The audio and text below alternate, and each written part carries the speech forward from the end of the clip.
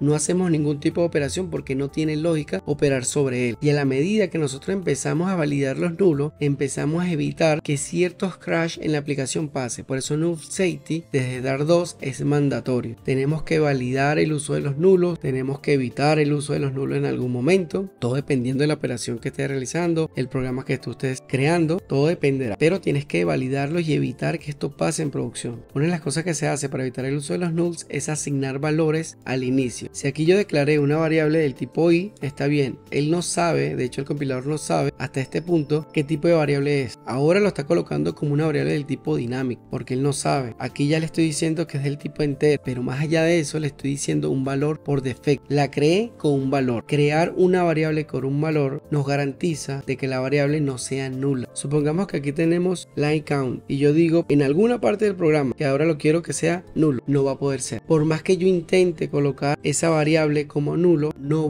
lo va a permitir el compilador. Cuando él esté revisando las líneas de código cada vez que estoy escribiendo, él dice, no, si tú declaraste esta variable como entera, algo como es entero no puede ser nulo. Algo declarado como string no puede ser nulo. Como double no puede ser nulo. Como booleano no puede ser nulo. Entonces, si tú ya declaraste aquí, no puede ser nulo. Supongamos que yo quito el igual a 0. Si yo quito el igual a 0, tampoco la puedo declarar como nulo, porque ya fue declarado como entero. Entonces, la idea es tener buenas prácticas de programación, declarar las variables con un valor y con un tipo siempre, y eso nos va a garantizar de que los nulos no van a existir en la vida de la aplicación y no va a crashar la aplicación en un 90%, porque no sabemos exactamente cómo es tu manera de programar. Así que Dart se blinda de forma segura en el sentido de decir, bueno, si tú quieres que esto funcione, trata de utilizar Null Safety, que lo que significa es asegúrate de que los nulos no operen en tu programa de forma irregular. Entonces, entero, número de la variable y la asignación. Una declaración de variable hecha a la perfección para que los nulos no existan y evitarnos ese cuento de crasheo de la aplicación. Esto pasa con entero, con string, con booleano, con doble y de hecho con los dinámicos. La idea de todo esto es tener Null Safety, o sea, buena práctica de programación, de declaración de variables, asignación al tipo de variable cuando la estemos creando, y eso nos garantiza tener un programa acorde y adecuado a las buenas prácticas de programación, específicamente con Dart. Veamos ahora Cascade Annotation. Habíamos visto Split, que Split era yo poder insertar o desempaquetar cierta información de una lista a la otra o de una colección a la otra. Aquí lo que voy a hacer es anotaciones en cascada, que no es lo mismo, es totalmente diferente. Por eso tienes que tener el concepto claro de lo que es un split y lo que tener el concepto claro de lo que es un Cascade Annotation. Cascade Annotation es yo no repetir en verdad el código. Aquí estoy declarando una variable del tipo paint y aquí estoy instanciando una clase, un método, y lo que estoy haciendo aquí particularmente es que no le estoy colocando el punto y coma, sino que le estoy diciendo que a esta variable que yo estoy declarando acá va a tener un Cascade Annotation. Ese Cascade Annotation ya no tiene 3 puntos, lo cual no hace referencia a que es un split, sino que es un cascade, y esas son las diferencias que tienes que tener en cuenta por si tienes una entrevista de trabajo con Flores. 3 punticos split, 2 punticos cascade, y lo que va a pasar acá es que, bueno, para no repetir paint.color, que es lo que vemos acá, yo lo que hago es que, bueno, vamos a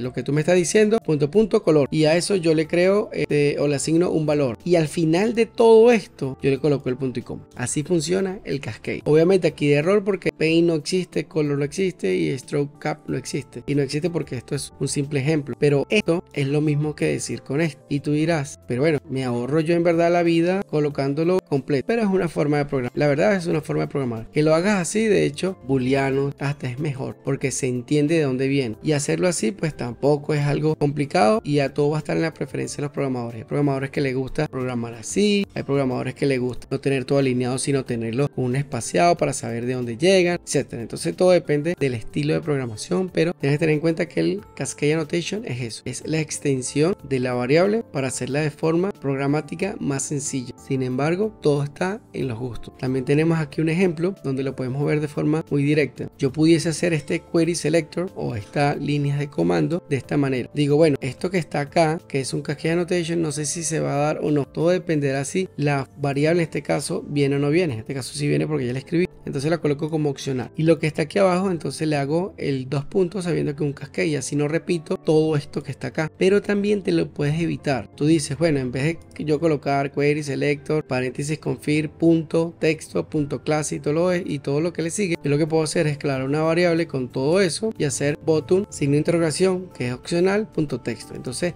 una forma de programar, otra forma de programar. Te vas a conseguir las dos en Dart. Hay programadores que les gusta una forma y la otra. Lo indispensable es que conozcan exactamente qué es y para qué sirve y la diferencia entre Split y Cascade Annotation. Otro de los elementos que tiene Dart son los records, que también son colecciones pero de múltiples valores. Aquí tenemos elementos en esta colección que pueden ser no solo numéricos con decimales, string, sino también que esta colección puede absorber otras colecciones de diferentes tipos. O sea, un record puede tener variables de lo que ya hemos visto, puede tener las listas, puede tener los mapas y puede tener los sets. Entonces records es una variable o elemento u objeto que puede contenerlo todo. Eso es útil, dependerá mucho del caso que tú estés realizando en tu código, pero ten en cuenta que record puede contenerlo todo. O sea, es un registro muy amplio. Aquí vemos un ejemplo de forma inferida. Aquí una variable que se llama record, voy a colocarle aquí lo que yo sea, era un nombre X, y aquí le estoy diciendo entre paréntesis que va a tener un elemento del tipo string que es hola, tiene un mapa que es un key value, aquí tiene otro key value y aquí tiene otro string. Entonces ahora tenemos string, una colección y otro string, pero puedo tener en verdad lo que yo necesite o yo quiera. Por ejemplo, yo puedo aquí colocar un true solito, o sea, un booleano. Puedo colocar .67, ya es un double. Coloquemos un array 1, 2, 3. Ahora tenemos más elementos de diferentes tipos en una variable. Es una variable que lo puede contener todo. Todo dependerá del caso que tú necesites ver esto. Para nosotros poder ver los elementos de un record, como no sabemos el tipo, lo que podemos utilizar es este tipo de sintaxis, donde decimos, bueno, dame el elemento número 1, dame el punto A, porque en este caso es una llave, u otra llave que es la B, dame el elemento 2, y así sucesivamente darle los elementos que tiene, porque yo en verdad yo no sé exactamente qué es. Aquí de hecho, ¿cómo yo llamo esto en un valor? Lo llamas a través del número del elemento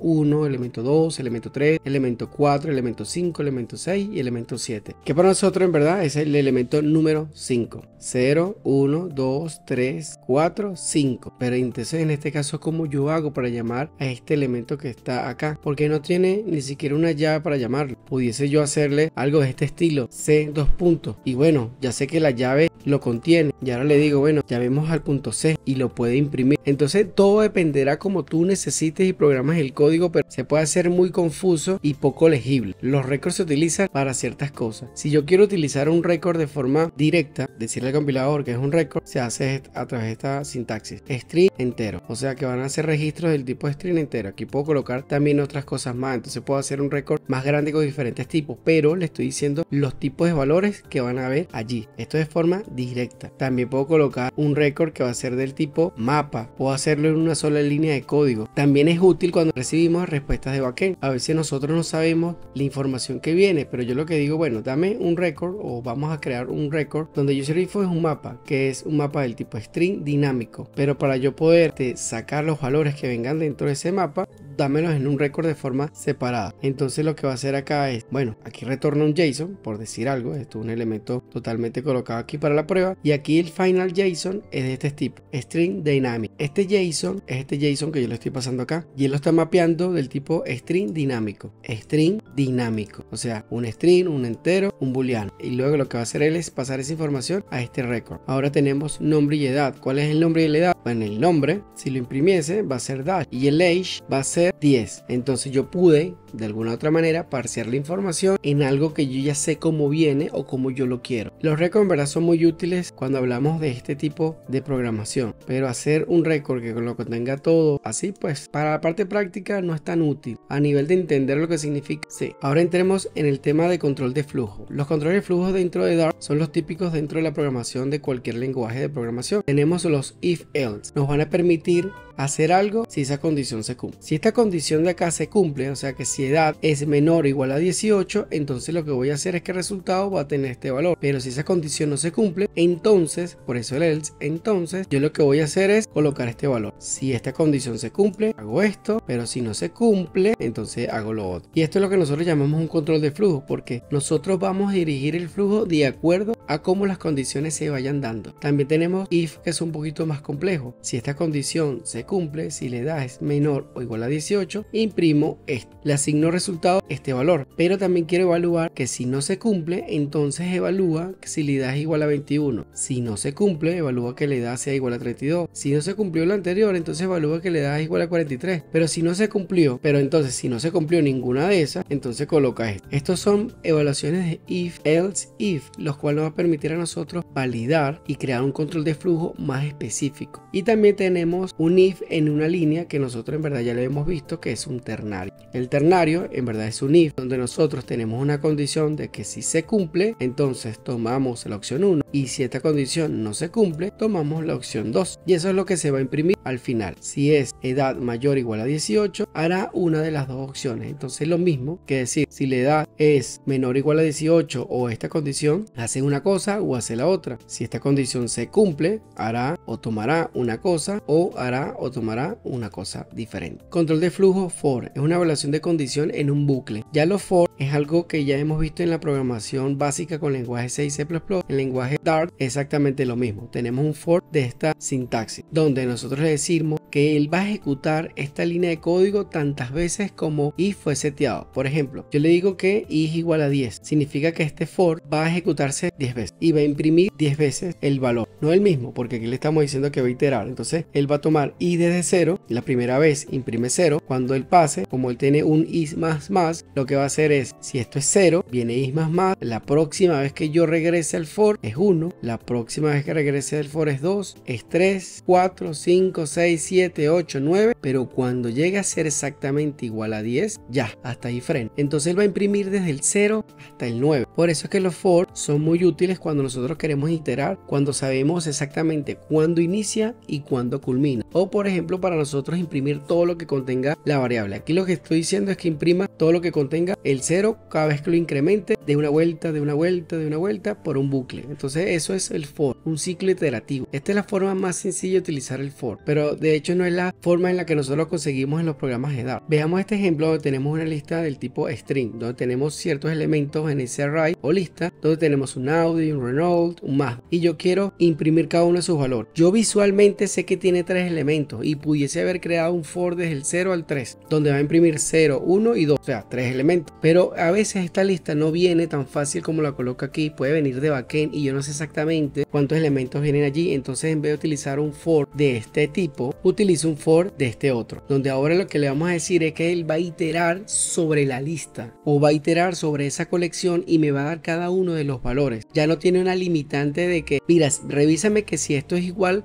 hasta cierto valor y deja de funcionar. No, él de hecho deja el bucle cuando ya finaliza cada uno de los elementos, porque él itera sobre cada elemento que exista. Él internamente va a hacer lo mismo que nosotros hacemos acá, valida cuántos elementos existen y sabe la lógica de cuando él debe frenar ese bucle. Entonces él itera sobre esa colección e imprime cada uno de los elementos. Este tipo de sintaxis es la más útil, la que vemos dentro de la programación en Dart. De hecho lo podemos ver acá con otra sintaxis añadida, donde tenemos exactamente lo mismo, un for bar marca enlistado, y aquí dentro tenemos un if else, y esto es debido a que nosotros tenemos la necesidad de romper ese bucle cuando nosotros creamos que debe romperse. Por ejemplo, yo quiero que del bucle se rompa no en el segundo elemento, porque casualmente es el segundo. Cuando yo lo valido acá, yo le digo si marcas exactamente Renault, entonces haz un break, o sea, rompe el ciclo, rompe el bucle y salte de allí. Eso es lo que va a hacer. Pero como las listas pueden ser tan grandes o complejas, ahorita son 3 elementos, yo lo que quiero es que de lo que venga de backend o de la respuesta que yo vaya a absorber, rompa exactamente cuando tú consigas este valor, que es lo que yo quiero que tú analices. Entonces el for va a iterar en cada uno de los elementos y romper en la condición en la que tú me dijiste, porque si este listado fuera 100 elementos va a imprimir. Si este listado fuera 1000 elementos, que es factible, 1000 elementos él va a imprimir, va a colapsar la memoria, no es útil, no es necesario. La idea es siempre tener una lógica de programación. Itera sobre esa lista hasta que consigamos una condición donde yo pueda romper el bucle. Y de esta manera tenemos las formas de programar en un bucle for para Dart. En el caso del flujo del while, que es otro bucle, es una evaluación de una condición. Entonces, lo que aquí vemos es que tenemos la sintaxis que vemos acá, que es while, y la podemos leer de esta manera. Mientras la condición sea verdadera, yo voy a hacer lo que está dentro de estas llaves. Y esto es súper útil porque nosotros estamos estamos diciéndole dentro de este flujo que él se va a quedar allí hasta que la condición cambie. Puede quedarse de hecho para siempre si la condición nunca cambia. Aquí yo le estoy diciendo que cambie. Fíjense, yo estoy colocando un booleano que le asigné con un valor por defecto que es true, que se llama condición. Mientras la condición sea verdadera, obviamente que es verdadero porque ya fue declarado verdadero, mientras esta condición sea verdadera, haz esto. Si lo hubiese colocado este cambio de variable acá y pues yo lo hubiese comentado, lo que va a pasar es que me va a decir, mira, esto se va a quedar aquí eternamente. De hecho ya el compilador lo sabe, por eso marca esto en amarillo, porque dice, es que no exactamente entiendo lo que estás haciendo tú, porque si tú colocas esto se queda en un bucle forever, nunca vamos a hacer lo que está aquí abajo. Ya el compilador lo sabe, lo cual nos ayuda mucho en el momento de hacer los programas. La idea de romper el bucle es no hacerlo eterno, porque si lo hago eterno, la memoria va a colapsar, el programa va a crashear y obviamente el compilador lo va a saber. Ahorita lo sabe porque ya le estamos diciendo, él lo sabe, pero si la condición en backend viene y es true y yo no tengo la manera de romper ese bucle con esto, entonces él se queda por siempre en ese while, pero cuando decimos por siempre es hasta que la aplicación crashee y pues nos reporten un crash en producción. De esta manera nosotros hacemos un bucle de forma iterativa. Mientras esta condición sea verdadera, yo hago todo lo que está aquí adentro. Y si lo que está adentro me cambia a mí la condición, cuando yo vuelva a pasar, ya la condición no es true, sino es false porque me la cambiaron. Y cuando yo vaya a revisar mientras todo sea verdadero, no, mentira, es false. Entonces ya lo dejo de hacer y salgo del while y me voy para la otra línea de código, que en este caso es esta. Ahora veamos este ejemplo aquí abajo. Nosotros teníamos aquí que yo rompía la condición de manera directa. Aquí en este while nosotros estamos rompiendo la condición sí. Aquí colocamos un control de flujo con otro. Entonces aquí internamente estamos añadiendo un control lógico. Mientras esta condición 2 sea verdadera, obviamente que es verdadera, yo voy a hacer todo lo que está dentro de las llaves. Voy a incrementar el contador 1 más 1 más 1 y cuando el contador sea igual a 19 yo rompo. Y así yo sé cuándo el while se va a salir de su ciclo y no se va a quedar por siempre. Por eso, de hecho el compilador sabe que dentro de esto tengo un if y como yo estoy validando, bueno nada, él dice, bueno, hay una condición, no sé cuándo se va a cumplir, pero yo sé que ese while se va a romper en algún momento y por eso no marca aquí el error o el warning. Otra variante del while es el do while. A diferencia del while, nosotros lo que hacemos con do while es, si en el while yo decía mientras esta condición sea verdadera, haz esto, en el do while yo voy a hacer haz esto que está en las llaves mientras la condición sea esto. Quiere decir que él va a hacer primero lo que está en la llave y luego va a evaluar si la condición sigue siendo verdadera. Entonces aquí antes evaluaba y luego hacía, aquí ahora lo que es que él va a hacer primero y luego evalúa. Es distinto, es una lógica distinta, todo dependerá como tú lo quieras realizar. Aquí él va a hacer esto que está en las llaves y justamente lo que está en las llaves es incrementar el valor. Mientras el valor sea menor que 20, él lo sigue haciendo, pero como el valor se está incrementando, en algún momento él será mayor que 20 o igual a 20 y él va a romper el flujo. Entonces estas dos expresiones del ciclo while, en el while inicial y en el while final, dependerá como tú quieras programar, si hacer algo antes o evaluar algo antes. Otro control de flujo es el switch case, que es súper útil en cualquier lenguaje de programación, así como ha sido for, así como lo ha sido el while, el if, entre otros. El switch case nos ayuda a ahorrar código. En verdad es una cascada de validaciones. Switchamos el valor y vamos hablando cada uno de los casos. Eso es lo que hace el switch. Switchea el valor, dependiendo del caso, hace algo. Aquí tenemos un valor que es random. Tenemos un número que va del 0 al 5 y no sé cuál es porque es random. En cualquier momento va a cambiar. Y aquí le estamos diciendo que imprima el valor. De hecho, vamos a colocar aquí el terminal. Ejecutar el terminal. Vamos a ver que tengo que el valor es 1. Entonces, para explicar esto es que el valor que me dio de forma aleatoria es el número 1. El switch case en esta sintaxis y estructura de manera de programar es que él va a tomar el valor a validar y lo va a pasar por cada uno de los casos que él tiene. Él tiene el caso 0 y él dice, bueno, si es el caso 0 hago esto y rompo porque ya conseguí el caso que estaba buscando. Si no es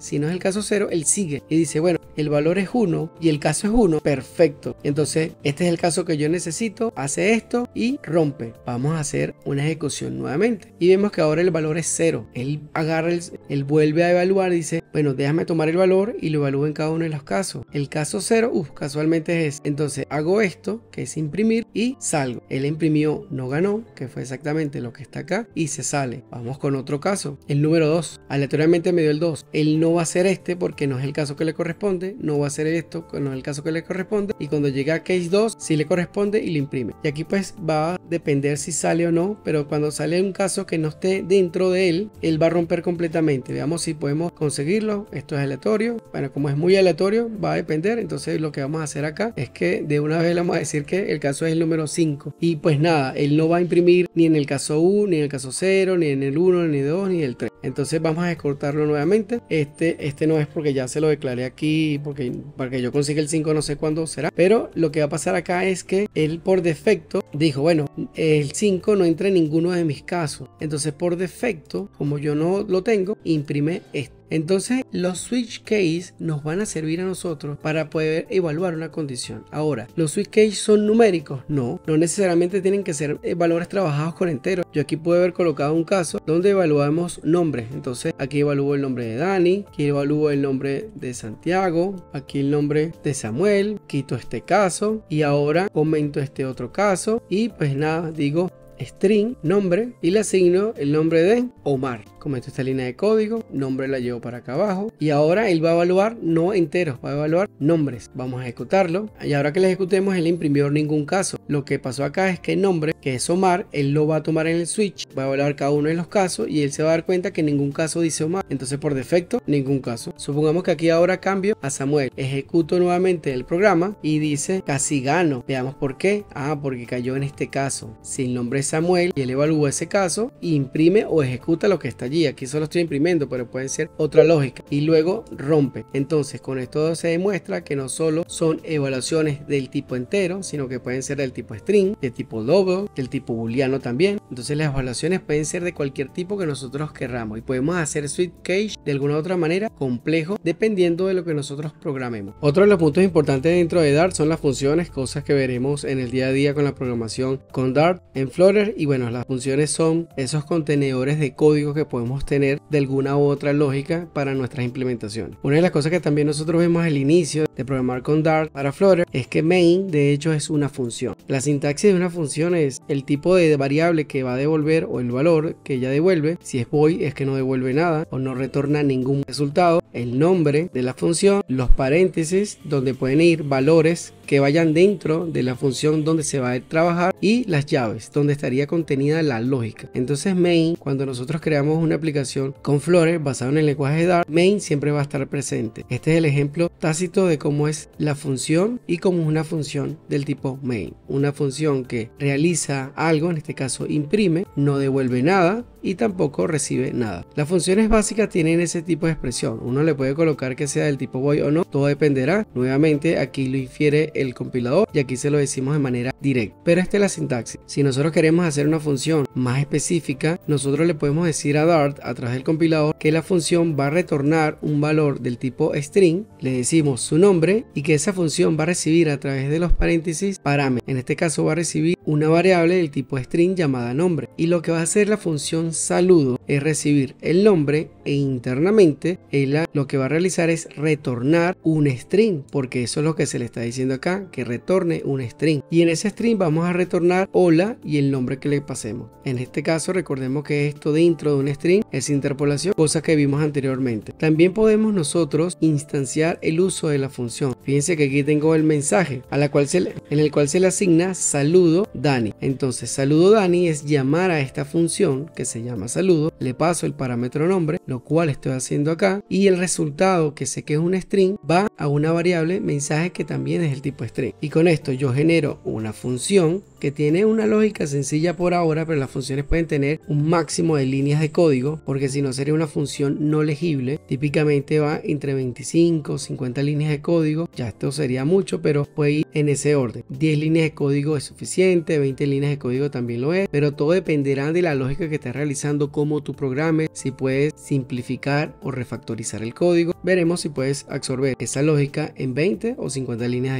de código. También pues tenemos las funciones que no solo son del tipo string, tenemos funciones que podemos declarar donde devolvamos un entero y recibamos enteros como parámetro. Aquí una función que lo que hace es sumar y me devuelve el resultado de forma numérica. Fíjense aquí lo que yo utilizo, reducción de líneas de código, retorno a más b, en vez de yo decir var es igual a c más a más b y luego lo que hago es que paso c como retorno acá, que es exactamente lo mismo, me ahorro una línea de código. No nos cobran por líneas de código, pero si puedes hacer algo simple, sencillo y legible, entonces sí minimiza la línea de código. Si vas a minimizar líneas de código, para hacer algo ofuscado, algo complejo, entonces no tiene sentido reducir líneas de código. También podemos utilizar las funciones de esta manera, y si son funciones sencillas utilizamos el signo flecha. El signo flecha es el que vemos acá. Lo que hace es colocar una función que puede llevar 2 líneas de código más y llevarla a que solo tenga uno solo. Fíjense que es exactamente lo mismo, una función que retorna enteros, recibe parámetros enteros y que hace un cálculo. Me ahorro la expresión return, me ahorro las llaves, y como una expresión tan sencilla hago esto en una función flecha. Las funciones flecha son para eso, reducir código, hacer las cosas legibles, sencillas y eficaces para el compilador y para las personas que estamos programando. También podemos tener una función que puede ser un poco más compleja. Fíjense que aquí tenemos una lista de elementos del tipo string en este array, y vemos que aquí vamos en este array a hacer otro método que no vimos antes y lo podemos ver aquí de manera más puntual, el método where. Como esto es una colección de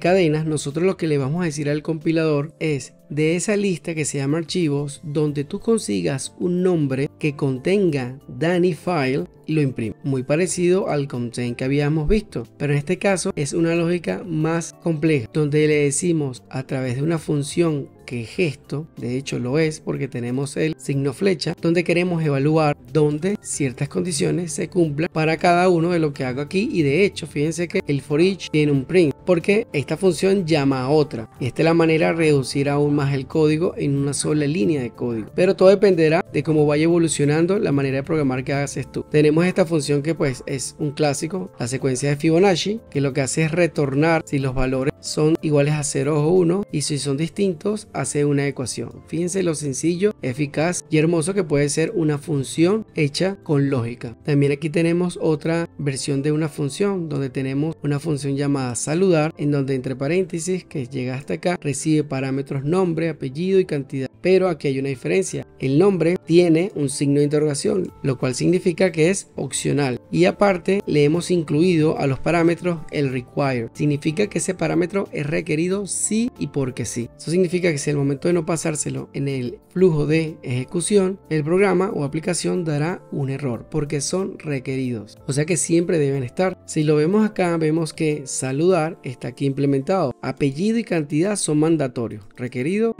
pero nombre no es mandatorio porque le colocamos que fuese opcional. Entonces yo puedo utilizar la función con los requeridos y los opcionales dejarlos por fuera. Eso te va a servir para tu programar cierta lógica en el flujo del programa que estés realizando. Y aquí vemos pues otro uso de una función flecha para la evaluación de una lista, y de esta manera nosotros ya tenemos todas las funciones a nivel de entendimiento y comprensión de lo que realizan, cómo funcionan, cómo minimizarlas y refactorizarlas para que sea una función legible y eficaz para los programadores. Y en otro apartado de las funciones tenemos las funciones callback. Son funciones que retornan a otra función. En esta función callback vamos a ver que la función obtener data fue creada fuera del main, y nosotros lo que estamos haciendo es dentro del main llamarle. Le pasamos los valores del tipo string como él lo solicita, y le pasamos una función callback. La función callback es este mapa de usuarios, donde él va a hacer un callback, una función de llamado a esa otra función para pasarle este mapa de usuarios. Entonces es una función que llama a otra para poder tener un resultado final, pero la llama a través de un parámetro de entrada. Va a ser útil en Dart en ciertas ocasiones. No siempre vamos a estar llamando callback, porque ya Dart a través de Explorer también tiene otros métodos para poder llamar funciones dentro de otra función.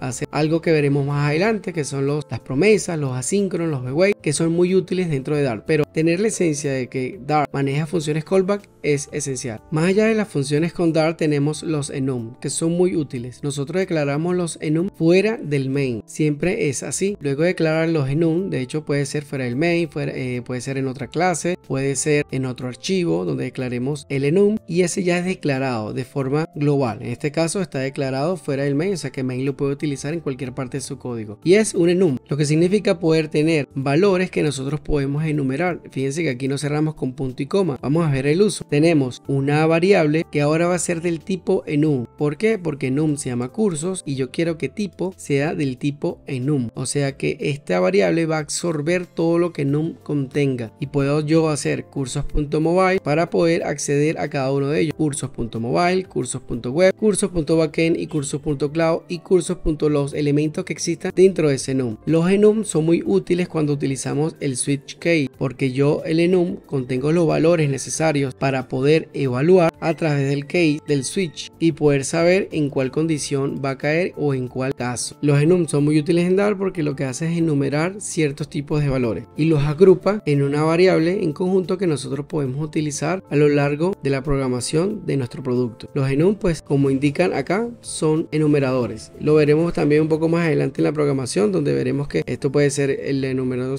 0, el 1, el 2, el 3, o sencillamente no lo llamo así, sino que lo llamo por su valor. En este caso cursos.mobile, y yo puedo evaluar el caso cursos.mobile y dependiendo de eso yo saber si esto va a hacer ciertas cosas dentro de mi programación. Es una manera muy ordenada de programar. Los futures son algo muy elemental dentro de Dart. Técnicamente, como indico acá, es una promesa que se va a ejecutar y retornará un resultado. Es algo que en futuro se va a dar. Como lo desconozco, tengo una promesa de que eso se va a hacer y que retornará algo, pero se le llama futuro. En los futuros acá que tenemos son funciones. Si se fijan, son funciones normales como las hemos creado, pero ahora son del tipo promesa, o sea que ellos van a ejecutar algo y retornarán un resultado en algún momento. Por ejemplo, aquí tengo crear una orden y el futuro de él es que menos de pasado 3 segundos él va a imprimir esto. ¿Es parecido a un delay? Eso técnicamente no, porque los delays son cosas distintas. Aquí para el modo de ejemplo utilizamos el delay para ejemplificar que yo estoy ejecutando algo y que luego de un cierto proceso yo voy a retornar un resultado. Entonces esta es la manera de ejemplificar. Future tiene un delay que es el que vemos aquí ejemplificado. Entonces yo ejecuto algo y tengo la promesa de retornarlo, y en este caso la promesa es de 3 segundos, pero esto es un caso muy hipotético. Hablemos de este que tenemos como crear órdenes 2. Tenemos una función declarada como un futuro, una promesa, volvemos a utilizar delay, pero ahora tenemos dos condiciones. Yo voy a retornar algo en 5 segundos, pero si yo voy a retornar algo, pero si pasan 5 segundos yo voy a dar un error. Por ejemplo, cuando estoy llamando a backend para algún tipo de respuesta y veo que la respuesta pasó 5 segundos, yo voy a quedarme con mi mobile application o el desktop application, el web application, por 5 segundos esperando. 5 segundos actualmente es mucho. Son 5 segundos esperando que algo se renderice en la pantalla, esperando por una respuesta en backend. Entonces ya 5 segundos es demasiado. Y lo que digo es, bueno, si pasan 5 segundos, lanzo una excepción. Lanzar la excepción va a significar que lanzo un error. Entonces yo prometo devolver algo antes de ese tiempo, pero si no lo hago, entonces arrojo un error. Los futuros nos van a ayudar mucho en la parte de programación con los llamados en backend o procesos que tengamos de forma atemporal. Aquí vamos a ver que yo puedo llamar a esto. De hecho, vamos a ejecutar el programa. Colocamos Dart 6 puntos, el futuro, ejecutamos y vemos que tenemos instancia de futuro, instancia del otro futuro, obteniendo respuesta, y fíjense todo lo que tardó acá. Dijo, ya pasó el tiempo de respuesta, y lanza la excepción. Y aparte de la excepción, dijo, bueno, la excepción fue lanzada porque fue lo que yo le escribí acá. Vamos a ejecutarlo nuevamente para que veamos cómo funciona. Ya las dos instancias fueron lanzadas, se está obteniendo respuesta de backend, ya pasó el tiempo, sigo esperando por la otra función, excepción. Entonces esto es un ejemplo muy tácito de cómo el futuro o la promesa de ejecutar algo retornará un resultado, sea satisfactorio o no, pero va a resultar en algo. No nos vamos a quedar por siempre esperando una respuesta. Entonces futuro nos va a ayudar mucho en la parte de la comunicación o procesos que tengamos lógicos en la aplicación. Ahora vamos con Async and Await. Async and Await son operaciones asíncronas. Cuando nosotros hablamos de síncrono, significa que hacemos un proceso uno después del otro. Asíncrono es un proceso que yo puedo realizar aquí y paralelo estoy realizando otra cosa. Es como cuando uno dice soy multitasking o estoy haciendo muchas cosas al mismo tiempo. Técnicamente pues los humanos tendemos a decir eso, pero no podemos hacer cosas al mismo tiempo. Hacemos una cosa, la dejamos de hacer, la dejamos haciendo solita la cosa y vamos haciendo otra. Por ejemplo, estoy cocinando, lo dejo cocinar allí un momento y me pongo a licuar, qué sé yo, un jugo. Entonces estoy licuando el jugo y estoy cocinando por otro lado. Entonces estoy haciendo dos procesos al mismo tiempo, pero no de forma secuencial. Técnicamente fue secuencial en su punto porque primero puse a cocinar lo que iba a comer y luego hice la parte del jugo. Entonces para nosotros fue síncrono, pero los procesos se están llevando de forma paralela. Es un poquito de entender el concepto. Entonces en el caso de Async and Await son procesos que se hacen de forma asíncrona, cosas que se disparan, que pueden ser en paralelo o con un poquito de tiempo, pero se dispararon en algún punto donde se realizan con un proceso simultáneo. No es que uno termina y el otro después. Esto va de la mano con elementos que nosotros utilizamos en la programación, que son el Async y el Await. wait. Si tú quieres que, por ejemplo, esta promesa se haga de forma síncrona, que de hecho lo va a hacer, tú se lo tienes que declarar. Bueno, esta promesa de crear una orden es asíncrona, tú lánzala, pero yo voy a esperar que esa promesa se dé, y por eso el await de esperar se tiene que colocar acá para que en algún momento, si bien yo lancé la promesa, yo voy a esperar esa promesa. Entonces, no importa si yo lanzo los procesos de forma simultánea para que se puedan procesar, parte de la buena programación es esperar que esa respuesta llegue. Se prometieron que los dos iban a ejecutarse, pero cuando finalizan, ese cuando es cuando el await lo vaya a verificar. Cuando el await verifica que ya está listo, él va a absorber esa respuesta y se la va a dar a órdenes, en este caso. Y órdenes, pues, dependiendo de lo que nosotros hagamos, y lo veremos más adelante con el manejo de los states en Flutter con Dart, es que esto puede ser una aplicación reactiva. Yo hago un proceso y espero, y cuando ellos terminan, yo tengo a alguien que espera por eso y me dice a mí y me notifica. Por ejemplo, se están haciendo los dos procesos simultáneos, y si el jugo terminó de licuarse primero, entonces lo que yo hago es pum, que se enciende una luz, eso me avisa, ese es el await mío. Entonces después, cuando el await me avisa, yo ejecuto algo. Eso va a ser así en la programación. Lanzamos una función en asíncrono, esperamos que eso retorne, y dependiendo de eso yo sigo evaluando. Eso funciona así para el async y el await. Y este proceso asíncrono lo vamos a ver mucho en comunicaciones con backend y en procesos lógicos también. Async and await son muy útiles dentro de cualquier lenguaje de programación y de gran utilidad cuando estás programando con Dart. Ahora, los imports son necesarios. Nosotros podemos hacer un programa con todas las líneas de código que nosotros conozcamos. Sin embargo, las librerías, que ya hemos visto algunas de matemáticas en esta explicación, es que son librerías que contienen funciones y métodos que nos van a ayudar a hacer un lenguaje más efectivo, no redundar en cosas que ya están hechas, sino aprovecharlas e implementarlas. Las librerías nosotros las vamos a usar siempre cuando estemos programando con Dart para Flutter, porque Flutter es un SDK, es un kit de desarrollo, pero no lo contiene todo. Depende de muchas librerías que veremos más adelante para poder funcionar. Entonces tenemos librerías que son internas del lenguaje de Dart, que nosotros las podemos llamar de acuerdo a la necesidad. No siempre vamos a llamar a la librería de matemáticas, porque si nosotros no vamos a realizar ninguna aplicación que ni siquiera haga una división o un cálculo complejo, entonces ¿para qué llamar a la librería de Dart? Las librerías se llaman si en verdad se necesitan y se usan lo esencial. Entonces aquí estamos importando una librería de matemáticas, y esta es la sintaxis para poder importar una librería que le pertenece al módulo de Dart, o sea, al propio lenguaje. Si es una librería de un paquete externo, que lo veremos más adelante, por ejemplo, ese paquete se llama test, y de test nosotros queremos importar test Dart, o sea, una clase de esa librería, no quiero más. Eso es una manera efectiva de poder nosotros importar cosas necesarias para el código. También nosotros podemos importar archivos que sean internos.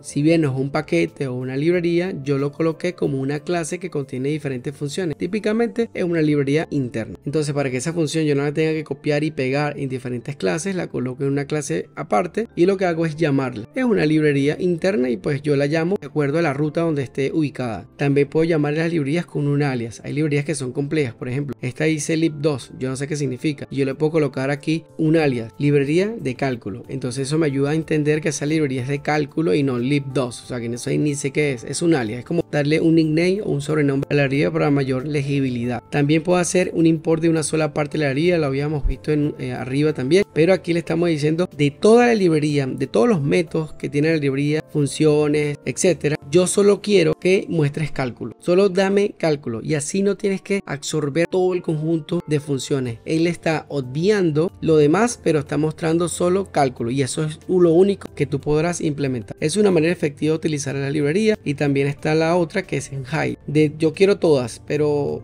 yo voy a utilizar todas excepto cálculo, porque sé que cálculo es un método que es muy pesado en esa librería y en verdad no lo voy a necesitar para mi programa. Entonces ocúltalo, pero dame todas las demás. Manera óptima de poder utilizar librerías. Finalmente, para utilizar una librería lo que necesitamos es importarla, importando el método o la sintaxis que utilicemos, y luego lo llamamos, en este caso libcálculo, por ejemplo, y yo el libcálculo quiero el método element o función element, y pues y eso yo lo implementaré más adelante. Entonces, de una manera ya sabemos cómo nosotros importar y cuándo, y cómo nosotros podemos hacer uso de la misma. Aquí vemos el ejemplo tácito de un uso de una librería, por ejemplo la librería de matemática. La librería de matemática, pues le coloqué aquí un alias que se llama mate, de matemática, y aquí vemos que hacemos uso de mate.pi, que es el valor pi de cualquier elemento matemático. Entonces, en vez de yo colocarlo, porque pi es un número muy largo, yo lo que llamo a través de la función matemática de esa librería. Por ejemplo, si yo quisiera colocar pi pi o decirle, bueno, dame el valor de pi y no utilizo la librería matemática, tendría yo que colocarlo de forma manual, 3.1415 y pues todos los números que le van a seguir. Si no quisiera utilizar la librería, tendría que colocarlo aquí como una expresión que yo calcule, pero fíjense que pi es un número demasiado grande. Lo que va a pasar es que pi tiene una gran cantidad de decimales, pero la librería sí lo puede absorber. Pero yo escribir todos los decimales, pues en alguno me voy a perder y pues no lo voy a realizar bien y el cálculo no va a quedar exacto. Mejor es que el cálculo de ese pi, que es un valor constante, para que tenerlo yo en mi código cuando una librería ya me lo puede dar. Entonces fíjense que aquí ya lo ve. Supongamos nosotros que yo quiero hacer otro uso de la librería de mate y veo que aquí él me ofrece, mira, tú puedes tener elevación al cuadrado, la parte de los senos, el logaritmo, el mínimo, el máximo, puedo crearte números aleatorios, puedo hacer el cálculo de un rectángulo, entre otros más. Entonces toda esta librería tiene todos estos métodos y funciones que nosotros nos van a permitir ahorrar tiempo y código. ¿Para que yo quiero hacer el cálculo de un seno o la función si ya la librería me la da? Entonces el uso de las librerías nos va a ayudar en el día a día en programación con Dart, específicamente cuando estemos desarrollando aplicaciones con Flutter. Con esto pues ya hemos visto todo lo que necesitamos para el lenguaje de Dart a nivel básico. No hay que profundizar. Ahorita empezaremos a programar con Dart, que es la herramienta bajo el lenguaje de programación que es Dart. Pero tener la esencia del conocimiento de qué hacer, qué tiene el lenguaje es fundamental. No hay que profundizar nuevamente, solo hay que saber lo necesario, porque luego nos conseguiremos con retos de programación, cómo hacer con esto y lo otro, y va a ser una combinación entre una colección, un flujo, una función, pero eso lo veremos más adelante. Pero ya sabes la base de la programación con Dart. El elemento necesario para crear aplicaciones en Flutter es el lenguaje por excelencia, es un lenguaje muy bien fundamentado bajo los pilares de C y C++ y que pues a nivel básico debes entender y comprender y manejar.